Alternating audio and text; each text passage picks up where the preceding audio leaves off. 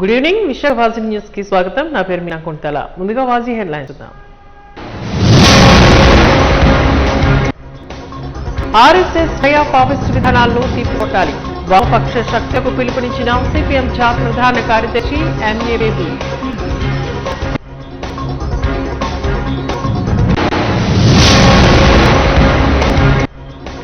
వైద్య విశ్వవిద్యాలయాలను పీవీపీ పద్ధతిలో నిర్వహించాలన్న నిర్ణయాన్ని వెనక్కి తీసుకోవాలి. AIYF demand.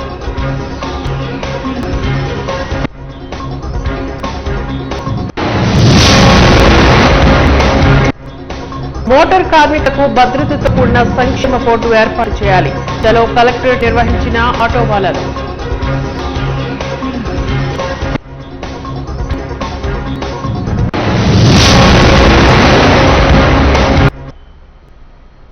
ఇక డీటెయిల్స్ చూద్దాం. రాష్ట్ర ప్రభుత్వం ఆటో కార్మికులకు శుభవార్త చెప్పింది. దసరా కానుకగా ప్రతి ఆటో కార్మికులకు 15,000 రూపాయల ఆర్థిక సాయం అందిస్తానంటూ హామీ ఇచ్చింది. అనంతపురంలో నిర్వహించిన సూపర్ హిట్ సభను ఉద్దేశించి ముఖ్యమంత్రి చంద్రబాబు నాయుడు ప్రసంగించారు.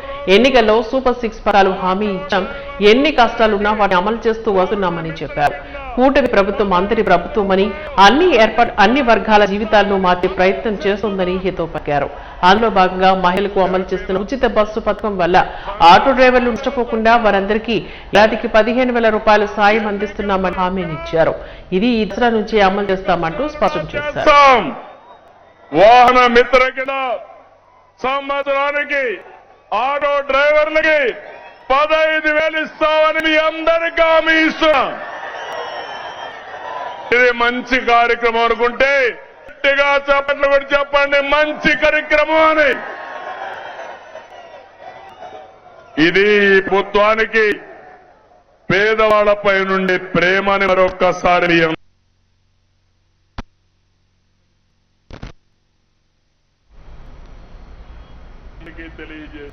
దేశంలో ఆర్ఎస్ఎస్ నయా పాపిస్ట్ స్వభావంతో పోరాటాలను అంచాలని చూస్తుందని సిపిఎం జాతీయ ప్రధాన కార్యదర్శి ఎంఏ బేబీ పేర్కొన్నారు. అలాంటి తిప్పుకొడుతూ వామపక్ష భావజాలాన్ని నిలబెట్టడమే ఏచూరికి నిజమైన నివాళని అన్నారు. విశాఖలో కామ్రేడ్ సీతారాం ఏచూరి పేరిట నిర్మించిన సిపిఎం జిల్లా కార్యాలయాన్ని ఆయన ప్రారంభించారు. ఏచూరి చిత్రపటానికి పూలమాల వేసి నివాళులు అర్పించారు. ఈ సందర్భంగా ఆయన మాట్లాడారు. పీడిత జాతి విముక్తి ఆలోచనలో ఏచూరి అగ్రగణ్యుడని కొనియాడారు. ఏచూరితో తనకు గల 45 అనుభవాలను గుర్తు చేస్తున్నారు. కార్మికులు కుల వివక్షతను ఎక్కడుంటే అక్కడ ఎర్రజెండా ఉండాలంటూ పిలుపునిచ్చారు.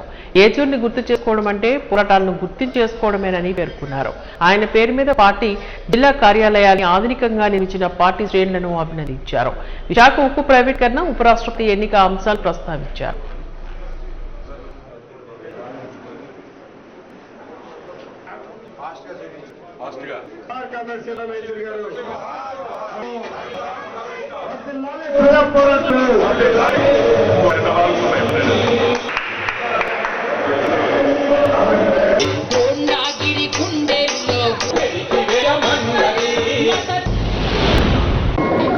There's a party office, district party office being inaugurated today as a memorial to Comrade Sitaram Yechuri Garu, who was the General Secretary of CPIM and a towering leader of the democratic secular working class movement in our country.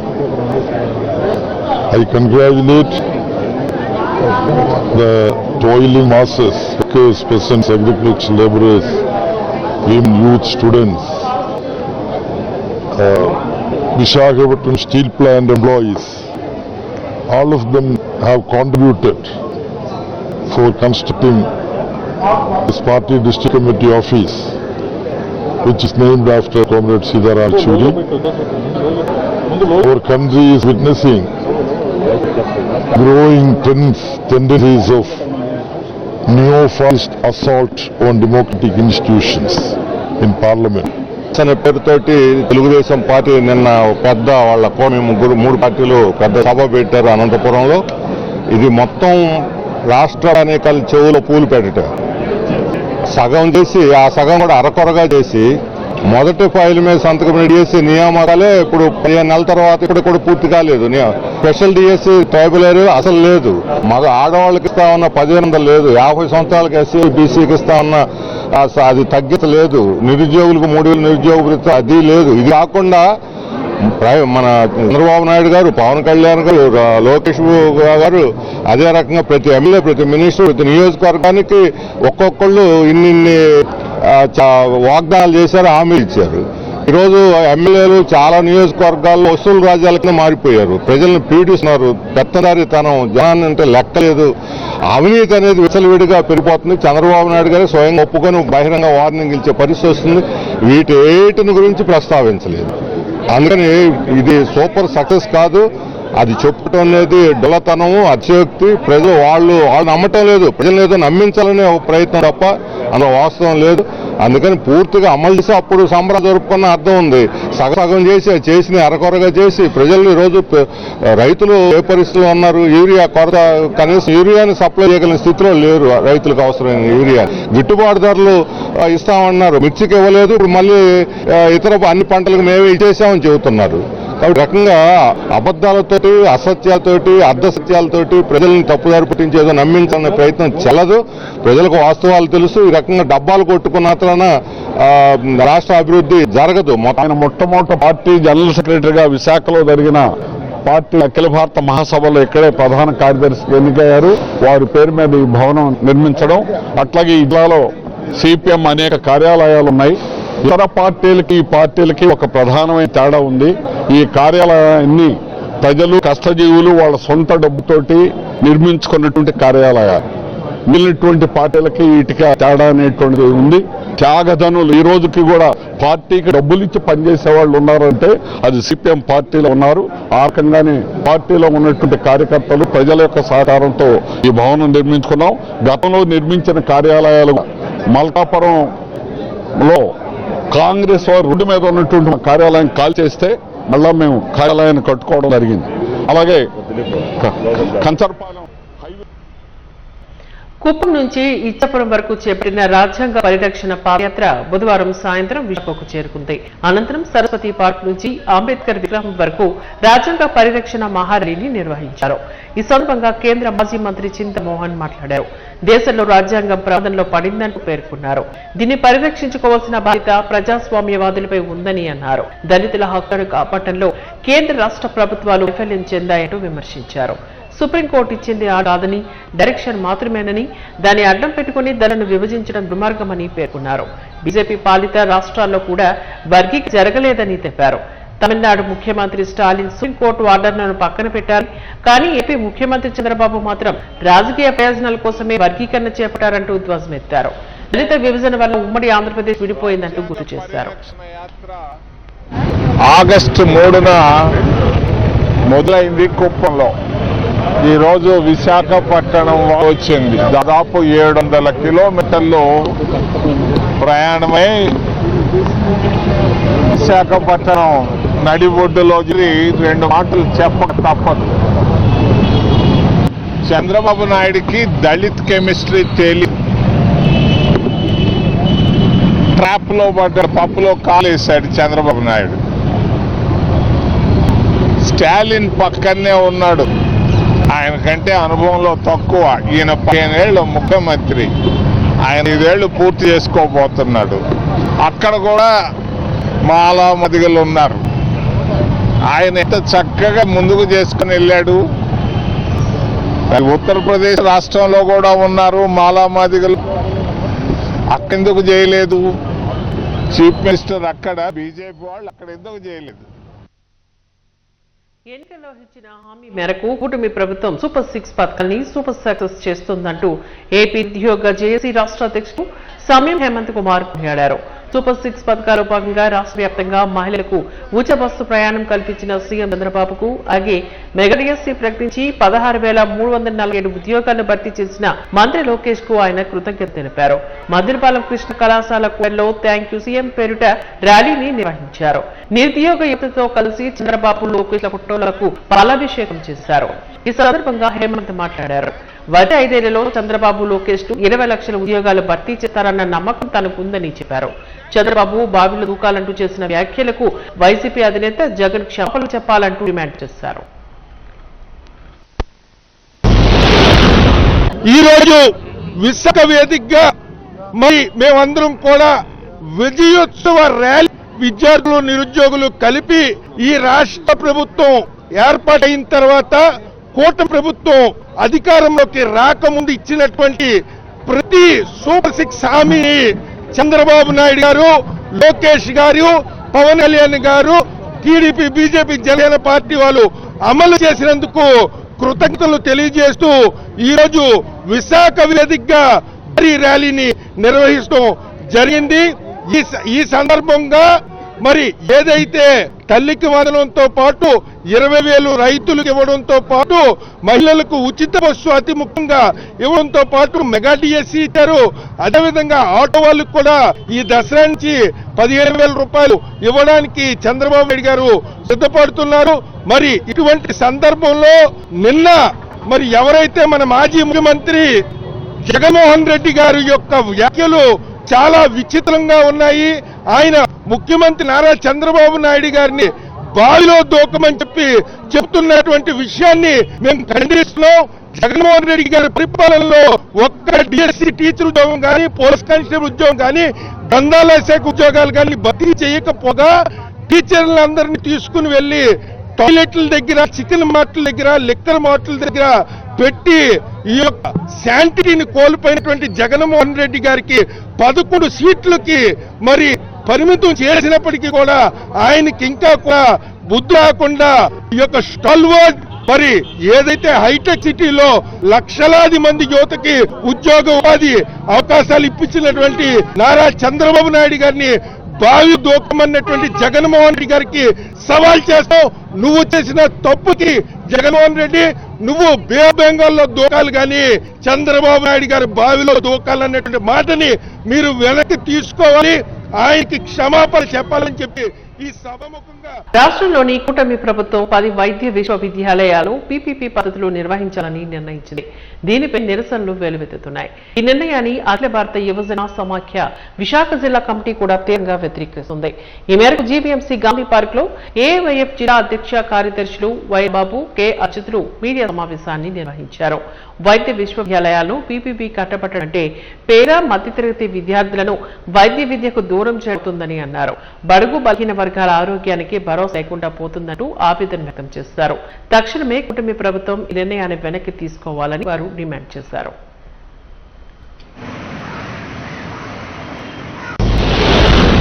మరి ఏదైతే కూటమి ప్రభుత్వం అధికారం నుంచి 15 నెలలు గడుస్తుంది. మొన్న జరిగినటువంటి కేబినెట్ మీటింగ్లో రాష్ట్ర ప్రభుత్వ వైద్య కళాశాలను పీపీపీ పబ్లిక్ ప్రైవేట్ పార్ట్నర్షిప్ విధానంలో ప్రభుత్వ వైద్య కళాశాలను ప్రైవేటు చేయడానికి చూస్తుంది. దీన్ని ఏఐవైఎఫ్గా పూర్తిగా వ్యతిరేకిస్తున్నాము. ఏదైతే ప్రభుత్వ వైద్య కళాశాలలు గత ప్రభుత్వ హయాంలో జగన్మోహన్ రెడ్డి గారు 17 వైద్య కళాశాలను తీసుకొచ్చారు. 5 పూర్తయ్యాయి, మరొక 5 70% 80% కంప్లీట్ అయ్యాయి, మరొక 7 నిర్మాణ దశలోనే 67% మధ్యలో ఉన్నాయి. మరి అధికారంలోకి వచ్చిన తర్వాత అవి పూర్తి చేయాల్సిన బాధ్యత ఈ కూటమి ప్రభుత్వం ఉన్నప్పటికీ ఇవన్నీ పక్క పెట్టేసి కేవలం కార్పొరేట్ శక్తులకి అప్పచెప్పడానికి ఈ ప్రభుత్వ ఏవైతే వైద్య కళాశాలలు ఉన్నాయో ఆ వైద్య కళాశాలల పక్కన ఉన్నటువంటి భూమిని కబ్జా చేయడానికి ఈ రాష్ట్ర ప్రభుత్వం ప్రైవేట్ పరం చేయడానికి చూస్తుంది. ఇది ఏఐవైఎఫ్గా పూర్తిగా ఖండిస్తున్నాము. అన్ని రాష్ట్రంలో ఉన్నటి విద్యార్థి యువజన సంఘాలని కలుపుకొని పెద్ద ఎత్తున ఆందోళన చేస్తాము. తక్షణమే ఏదైతే ప్రభుత్వ వైద్య కళాశాలను పీపీపీ విధానం ద్వారా ఇస్తున్నారో ఆ జీవోల్ని రద్దు చేయాలని ఏఐవైఎఫ్గా కోరుతున్నాము. మీరు ఈ 3 సంవత్సరాలు సీఎం గారు ఉన్నారు, ఒక ప్రభుత్వ వైద్య కళాశాలను తీసుకొచ్చారని మేము సూటిగా అడుగుతున్నాము. మరి ఏదైతే మీ తనయుడు లోకేష్ గారు ఉన్నారో గత ఎలక్షన్ టైంలోనే చెప్పారు 100 రోజుల్లోనే మేము జీవోని రద్దు చేస్తాము, ఫ్రీ కోటాని రద్దు చేద్దామని చెప్పారు. ఇప్పుడు 15 నెలలు గడుస్తుంది, ఎందుకు రద్దు చేయలేదు? రద్దు చేయకపోగా ప్రభుత్వ వైద్య కళాశాలను పేద విద్యార్థులకు వైద్యం అందించకుండా ఇప్పుడు ప్రైవేట్ పరం చేస్తున్నారు. తక్షణమే ఏదైతే ఈ జీవోలను రిలీజ్ చేశారో అవి వెంటనే ఉపసంహరించుకోవాలని అఖిల యువజన సమైక్య విశాఖ జిల్లా సమితి నుంచి డిమాండ్ చేస్తున్నాం. గత ప్రభుత్వంలో ఉన్నటువంటి వైసీపీ ప్రభుత్వం కేంద్ర ప్రభుత్వ సహకారంతో మన రాష్ట్రంలోనే నలుమూల జిల్లాలో 14 వైద్య విశ్వవిద్యాలయాలు తీసుకొచ్చింది. అయితే చంద్రబాబు నాయుడు గారు 30 సంవత్సరాలకే ముఖ్యమంత్రి అయినా 3 టర్ములు ముఖ్యమంత్రి చేసిన ఏనాడు ఉమ్మడి ఆంధ్రప్రదేశ్ ఎక్కడ విశ్వ వైద్య విద్యలు తీసుకువచ్చే చరిత్ర ఏడలేదు.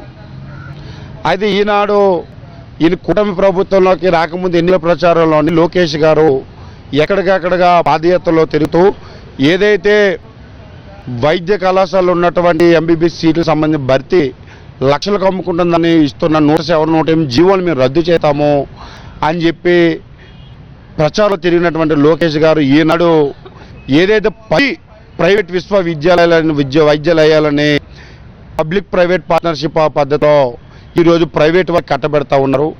దీని వలన వైద్య విద్య అభ్యసించే వాళ్ళకి సీట్లు కొనే పరిస్థితి, అలాగే అక్కడ పరిశోధనలు జరగన ఎంతో ఖర్చుతో కూడుకున్నది. రెండవది ఆ విశ్వవిద్యాలయం చుట్టూ ఉన్నటువంటి బడుగు బలహీన పేదవర్గ మధ్యతరగతి ప్రజలు వైద్యానికి వెళ్ళాలంటే ఖచ్చితంగా మందులు కానీ అనేక సర్జరీలు కానీ ఎక్కువ డబ్బు పెట్టే పరిస్థితి వస్తుంది. కనీసం ఈ మాత్రం జ్ఞానం ఈ రాష్ట్ర ముఖ్యమంత్రులు కానీ మంత్రులు లేదా మేము అడుగుతా ఉన్నాము. దీనిని కులమత పార్టీలకు అతీతంగా స్వతంత్ర అభ్యర్థిగా జీవీఎంసీ కౌన్సిల్ కు పంపించిన 35వ వార్డు ప్రజల రుణం తీర్చుకోవడమే కర్తవ్యంగా పనిచేస్తున్నట్లు ఆ వార్డు కార్పొరేటర్ విల్లూరు భాస్కర్ రావు పేర్కొన్నారు. తన పుట్టినరోజు సందర్భంగా గత 3 రోజులుగా పలు సేవా కార్యక్రమాలు నిర్వహిస్తూ వస్తున్నారు. అందులో భాగంగా గురువారం 1 టౌన్ మున్సిపల్ స్టేడియంలో అన్నదాన కార్యక్రమాన్ని నిర్వహించారు.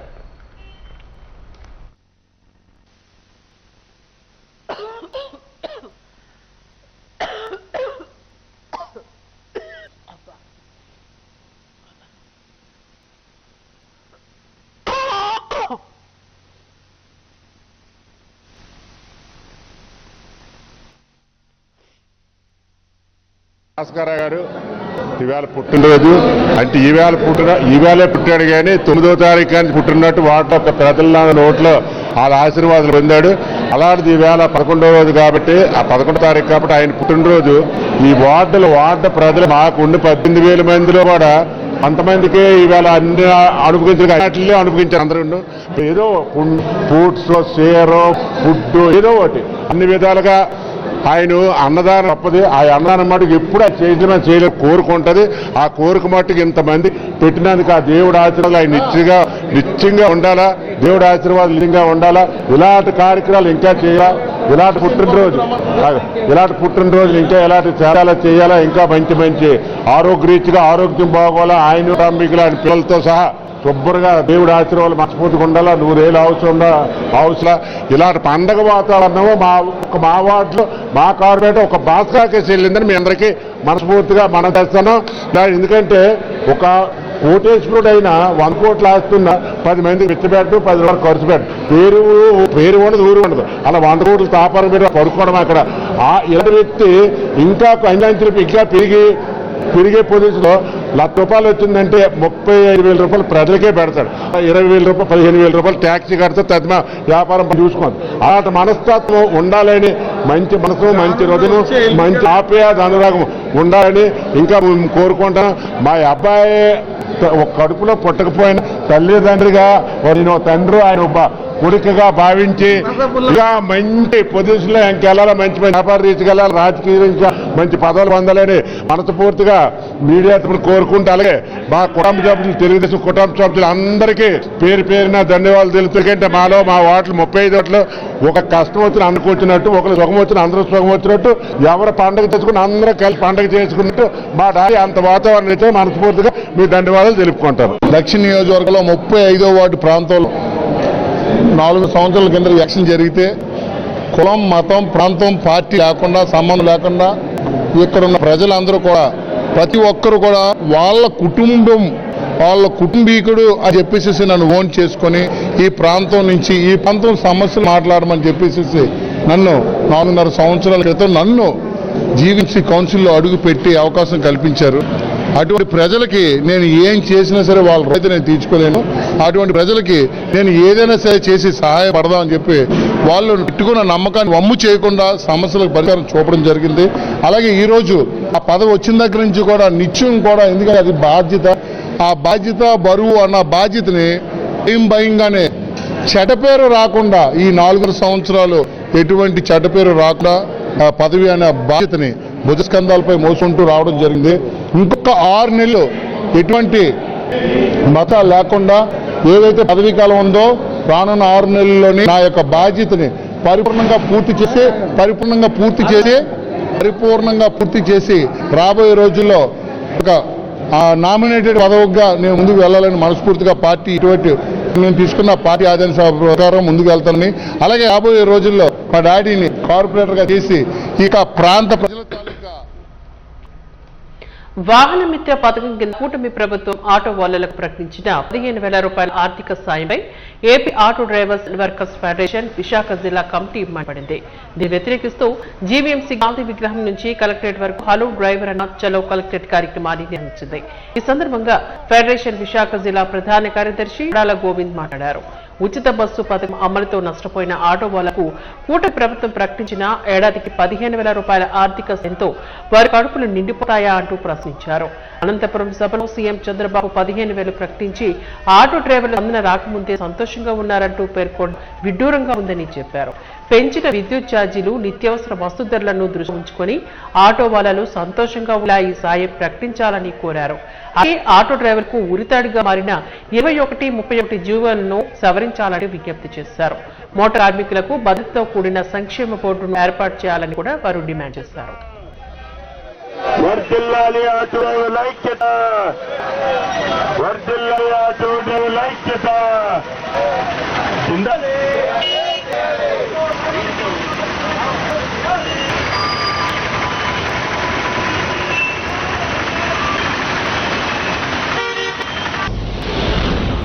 ఈరోజు రాష్ట్రంలో కూటమి ప్రభుత్వం అధికారంలోకి వచ్చిన తర్వాత మహిళలకు శ్రీశక్తి పథకం ప్రకారంగా ఉచిత బస్సు పెట్టడం జరిగింది. అది వచ్చిన తర్వాత అప్పటికే ఆటో డ్రైవర్ల పరిస్థితి దినదినగండం నూరాయిసుగా బతుకుతున్న వాళ్ళ మీద మూలుగుతున్న మీద టాటంకి పడేటట్టుగా ఈ పథకాన్ని తీసుకొచ్చి మా కడుపులు కొట్టారు. దీన్ని వ్యతిరేకిస్తూ ఈరోజు హలో డ్రైవర్ అన్న చలో కలెక్టరేట్ కార్యక్రమాన్ని పెట్టాం. ఈరోజు ఈ రాష్ట్ర ప్రభుత్వాన్ని ఒకటవుతున్నాం. నిన్న ముఖ్యమంత్రి గారు అనంతపురం సభలో ఆటో డ్రైవర్లకు 15,000 రూపాయలు ఇస్తున్నా, మీ అందరూ సంతోషంగా ఉన్నారని అడిగారు. ఇంకా మాటలు చెప్పిన ముందే మీరు సంతోషంగా ఉన్నారన్నారు. మీరు ఇంతకు ముందు ఇచ్చిన పథకాలన్నీ అమలయ్యాయా? ఈరోజు కొత్త పెన్షన్లు ఇస్తామని చెప్పారు, మీరు ఒకటైనా ఇచ్చారా? అలాగే ఆటో డ్రైవర్లకు 15,000 రూపాయలు ఇయ్యకముందే మీరు సంతోషంగా ఉన్నారా అనడం విడ్డూరకరమైనది అంశం. కాబట్టి ఈ రాష్ట్రంలో మాకు 15,000 రూపాయలు ఇస్తే ఆ కడుపు నిండిపోదు. సంవత్సరం మొత్తం ఈ 15,000 రూపాయలతో మేము బతకలేదు. మీరు పెంచినటువంటి విద్యుత్ ఛార్జీలు ఎంత రేటు, మీరు పెంచినటువంటి నిత్యావసర సరుకులు ఎంత పెరిగాయి, ఇవన్నీ కూడా అదుపుకోవాలా. ఇది చూసుకోకుండా 15,000 రూపాయలతో మీరు సంతోషంగా ఉన్నారనేది విడ్డూరకమైన విషయం. కాబట్టి మేము ఈ ప్రభుత్వం ఒకటే అడుగుతున్నాం, ఏదైతే ఓలా, ఊబర్, ర్యాపిడ్ లో 2 వీలర్ ఉన్నది ఆ 2 వీలర్ని తక్షణమే రద్దు చేయాలా. అది ఓన్లీ ఆటోకి, క్యాబ్లకు మాత్రమే ఉండాలి తప్ప మరొక దానికి ఉండడానికి లేదనే అంశం మీద ఒకటి చేస్తా ఉన్నాం. 2, ఆటో డ్రైవర్లకు ఒక బీమా అనేది ఏర్పాటు చేయడం అడుగుతూ ఉన్నాం. ఏదైనా డ్రైవర్ మరణించినా లేదా యాక్సిడెంట్ లో మంచాన పైన లేదా అంగవైకల్యం వచ్చిన ఆ కుటుంబం రోడ్డున పడుతుంది. కాబట్టి ఆ కుటుంబాన్ని రాష్ట్ర ప్రభుత్వం ఆదుకునే విధంగా ఒక ఈఎస్ఐలో కూడిన ఒక సంక్షేమ చట్టం బోర్డుని ఏర్పాటు చేసి ఆ కుటుంబానికి, ఆ డ్రైవర్ కుటుంబానికి భరోసా కల్పించాలని చెప్పి ఈ ప్రభుత్వాన్ని మేము అడుగుతూ ఉన్నాం. అదేవిధంగా డ్రైవర్ అనేవాడికి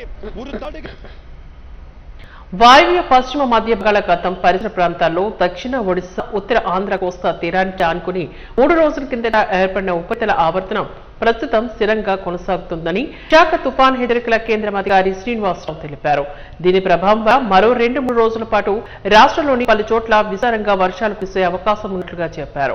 వచ్చే 24 గంటల్లో ఉత్తరాంధ్రలోని అలాగే దక్షిణ కోస్తాలోని అక్కడక్కడ ఒక మోస్తారు వర్షాలు కురిసే అవకాశం ఉందని చెప్పారు. విశాఖపట్నం, అనకాపల్లి, అల్లూరు సీతారామరాజు, కాకినాడ జిల్లాలో భారీ వర్షాలు కురుస్తాయని చెప్పారు.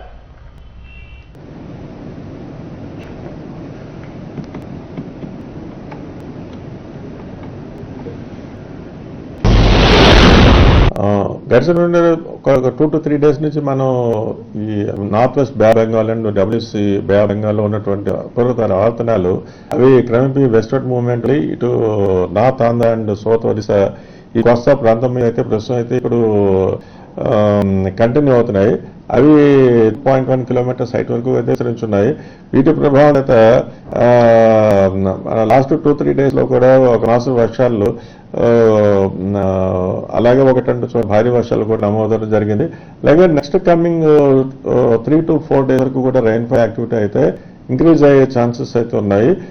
ఈ నెక్స్ట్ 24 వరకు అయితే ఒక మాసం వర్షాలు అక్కడక్కడ ఉత్తరాంధ్రలోనూ 1-2 చోట్ల ఇటు దక్షిణ కోస్తాలోనూ వచ్చే ఛాన్స్ అవుతుంది. ఈ భారీ వర్ష సూచన కూడా నెక్స్ట్ 24 hours పీరియడ్ లో ఇటు ఉత్తరాంధ్ర వరకు చూస్తే ఒక కొన్ని జిల్లాలైనటువంటి ఇటు విశాఖపట్నం కానీ, అల్లూరు సీతారామరాజు కానీ, అనకాపల్లి, కాకినాడ ఈ జిల్లాల వరకు అయితే భారీ వర్ష సూచన ఇచ్చాం. ఇవి రైన్ఫాల్ యాక్టివిటీ మీద రేపటి నుంచి ఇంకా మరింతగా పెరిగే ఛాన్సెస్ అయితే ఉంది. ఇటు ఉత్తరాంధ్రలో కానీ, దక్షిణ కోస్తాలో కానీ, ఇటు రాయలసీమ చూసినా రాయలసీమ కూడా ఈ రైన్ఫాల్ యాక్టివిటీ పెరిగి కొన్ని జిల్లాలకి భారీ వర్ష సూచనకి అయితే ఇస్తున్నాం. ముఖ్యంగా అయితే ఇటు ఉత్తరాంధ్రలో ఉన్నటువంటి కొన్ని ఏలూరు, అల్లూరు సీతారామరాజు అలాగే దక్షిణ కూడా అయితే ఎన్టీఆర్ జిల్లా, గుంటూరు, పల్నాడు, బాపట్ల ఈ జిల్లాలకు భారీ వర్ష సూచన అయితే ఇస్తున్నాం. లాస్ట్ 24 hours లో హైయెస్ట్ రైన్ఫాల్ మన విశాఖపట్నంలో రికార్డ్ అవ్వడం జరిగింది. 20 సెంటీమీటర్లు అత్యధికంగా రికార్డ్ అయింది. అలాగే ప్రస్తుతం అయితే ఇప్పుడు ఈ ఉపరితల ఆవర్తనాల దృష్ట్యా ఎటువంటి లో ప్రెషర్ గురించి సంబంధించినటువంటి ఇండికేషన్స్ అయితే ప్రస్తుతానికి అయితే ఇవ్వట్లేదు. అలాగే నెక్స్ట్ ఫిషర్మెన్ అంటే ఈ మత్స్యకారులు కూడా ఎటువంటి హెచ్చరికలు జారీ చేయలేదు. ఓకే, ఈ సైక్లోనిక్ సర్క్యులేషన్స్ ఉన్నప్పుడు 34వ వార్డు రామకృష్ణ బజార్ సమీపంలో వెరైటీ గణపతి భక్తుల పూజలు అందుకుంటున్నాడు. వినాయకోత్సవాల సందర్భంగా స్థానిక ఎస్పీ సంఘం కనుమూసి తెరిచే వినూత్న గణపతిని ఏర్పాటు చేసి ఈ ప్రాంత భక్తులకు నయనానందాన్ని కలిగిస్తోంది. ఒకేసారి పార్వతీ గణపతుల విగ్రహాలను ఏర్పాటు చేసి ఆ ప్రాంతానికి ఆధ్యాత్మిక శోభను తీసుకువచ్చింది. ఉత్సవాల్లో భాగంగా కమిటీ పెద్దలు భక్తులకు అన్న సమారాధనను నిర్వహించారు. విభిన్న వంటకాలతో భక్తులకు అన్నప్రసాద వితరణ చేశారు. ఈ కార్యక్రమంలో 34వ వార్డు జనసేన అధ్యక్షుడు నీలం రాజు ముఖ్య అతిథిగా పాల్గొన్నారు. మహోనాథ్ అన్నదాన కార్యక్రమాన్ని నిర్వహించిన కమిటీ ప్రతినిధులు దాతలను అభినందించారు.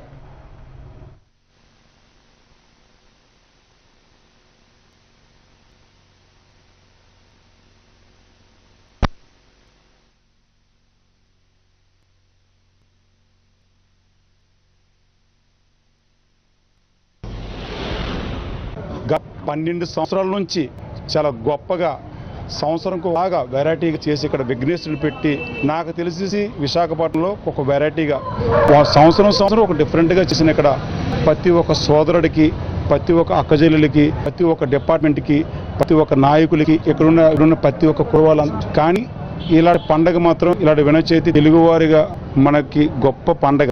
తెలుగువారి ఆనర్స్ ప్రకారంగా పద్ధతుల ప్రకారంగా ఫస్ట్ పూజ చేసే వినాయకుడిగా తెలిసేసి 12 సంవత్సరాలు బట్టి సంవత్సరం ఒక వెరైటీ బొమ్మను పెట్టడం ఒక స్పెషల్ మాట. ఇక్కడ బొమ్మ పెట్టడం చాలా స్పెషల్గా, వీళ్ళు చాలా డిజైన్ చేయడం కూడా అప్పటికప్పుడు ఎంత చక్కగా డిజైన్ చేస్తారంటే చాలా విచిత్రంగా, చాలా గొప్పగా. వీళ్ళు ఎప్పుడు ఇక్కడ బాధ్యత తీసుకున్నారో ఈ ఏరియా అంతా ఒకప్పుడు ఒకలాగా ఉన్నప్పుడు ఈ ఏరియాకి ఎప్పుడు ఈ నెలవరు లేని తర్వాత చాలా చక్కగా ఈ ఏరియా అంతా కూడా ప్రాపర్గా అంత మారిపోయి వినాయక చవితి కంటే ఒక పండగ వాతంగా చేస్తారండి. దగ్గర అన్నదానం అయితే దగ్గర ఒక 4,000 మందికి అన్నదానం చేయడం జరుగుతుంది. ఇలాంటి అన్నదానం అంటే దీనికి చేసి దాతలందరూ కూడా పేరున ధన్యవాదాలు. ఎందుకంటే చిన్న పెద్ద లేకంటే కుల భేదాలు లేకంటే అందరూ కలుపుకు ఇక్కడ మా సోదరులు మా కుటుంబస్తులు ఇక్కడ ఏంటంటే కుటుంబస్తులేం కాదు, ప్రతి ఒక్కరు ఇక్కడ గ్రామంలో పుట్టి అందరూ కూడా నా కుటుంబస్తులే. వాళ్ళందరూ ఒక బిడ్డలాటని వాళ్ళు నాకు తండ్రిలాటలు ఉన్నారు, మాయలాటలు ఉన్నారు, అక్కచెల్లెలు ఉన్నారు, మా తమ్ముళ్ళు ఉన్నారు, మేనమాటలు ఉన్నారు. అందరూ ఇక్కడ కులవతాలు లేకుండా ఇక్కడ ప్రతి 12 సంవత్సరాల పాటు నేను కళ్ళతో చూస్తున్నా పండగ ఎంత వాతావరణం అంటే చాలా రకాలుగా అన్ని విధాలుగా పేదవాడికి లైన్ ప్రకారంగా అన్నదానం పెట్టడం చాలా గొప్ప విషయం. ఇది 12 సంవత్సరాల నుంచి కంటిన్యూ చేస్తున్నాం. ఎవరికి భేదాలు లేకుండా అందరూ అన్నదమ్ముల్లో వచ్చి ఇక్కడ ఉంటారు. ఒక్కొక్క సంవత్సరం ఒక్కొక్క వేరియేషన్, ఒక్కొక్క సంవత్సరం 7 మీల్స్ ఒక్కొక్కరు పెట్టుకొని వచ్చి ఈ సంవత్సరం ఇప్పుడు దుర్గా గణపతి పెట్టి blinking ice, open ice, closing ice అనమాట. ఇది ఇక్కడ స్పెషాలిటీ ఏదంటే అదే కళ్ళు మూసుకోవడం కళ్ళు తెరుచుకోవడం ఉంటుంది. దీన్ని బట్టి అందరూ ఇరిపోయిన ఈ విగ్రహాన్ని ఎందుకు ఉంచామంటే అందరూ చూడాలి, ప్రతి భక్తులకి కొంచెం కనుందుగా ఉండాలని చెప్పి ఉంచడం జరిగింది. మన గ్రహణం అయినా దానికన్నా ఎన్నో పరిస్థితులు చేసి పూజలు చేయించి హోమం చేయించి అంతా చేయించుకొని ఇక్కడ ఉంచాం. ఎందుకంటే ప్రతి ఒక్కరికి ఈ దర్శన భాగ్యం కావాలి అంటే దుర్గా గణపతి అమ్మవారిని కొడుకుని ఇద్దరిని ఒకేసారి ప్రతిష్ఠం. ఎందుకంటే మనం ప్రథమ పూజ గణపతిని పూజ చేద్దాం, ఆ తర్వాత దుర్గమ్మ తల్లికి చేస్తాం మనం. అలాంటిది ఇక్కడ 2 పూజలు ఒకేసారి జరుగుతున్నాయంటే చాలా గొప్పది, అరుదుగా ఉంటుంది మనకి. ఈ విగ్రహానికి ఇంత దర్శించేసి మా కమిటీ వాళ్ళు అందరూ ఎంతో కష్టపడి ఎన్నో ఇబ్బందులు పడి అందరినీ ఎన్నో చేసుకుని అందరినీ కలుపుకొచ్చి ప్రతి సంవత్సరం ప్రతిసారి ఇంకా పెంచుకుని నెక్స్ట్ ఇంకా గట్టిగా చేద్దామని ప్లాన్లో ఉన్నాం. ఈ సంవత్సరంతో ఇప్పుడు అయిపోయింది కదా అని ఇక్కడ నుంచి నెక్స్ట్ ఇయర్కి మనం ప్లాన్ చేసుకుని వెళ్తుంటాం. ఫర్దర్గా ఏం చేయాలి ఎలా చేస్తే అవుతుంది. ఎవరికి ఇప్పుడు ఇలా ఉంటే మా ప్రెస్టేజ్కి ఎప్పుడు వెళ్ళలేదు. తండ్రి సేవ కోసం బతుకుతున్నాం. తల్లి ఇప్పుడు ఎవరైనా వాటిలో ముగించే ముందు ముఖ్యాంశాలు మరొకసారి చూద్దాం. ఆర్ఎస్ నయా పాపిస్ట్ విధానాలను తిప్పికొట్టాలి, వామపక్ష శక్తులకు పిలుపునిచ్చిన సిపిఎం జాతీయ ప్రధాన కార్యదర్శి ఎంఏ బేబీ.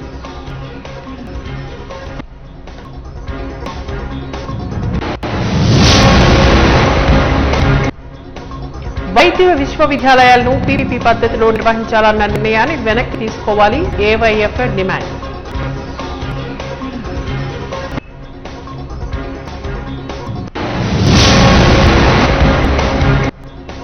మోటారు కార్మికులకు భద్రతతో కూడిన సంక్షేమ బోర్డును చేయాలి, జలో కలెక్టరేట్ నిర్వహించిన ఆటో ర్యాలీ.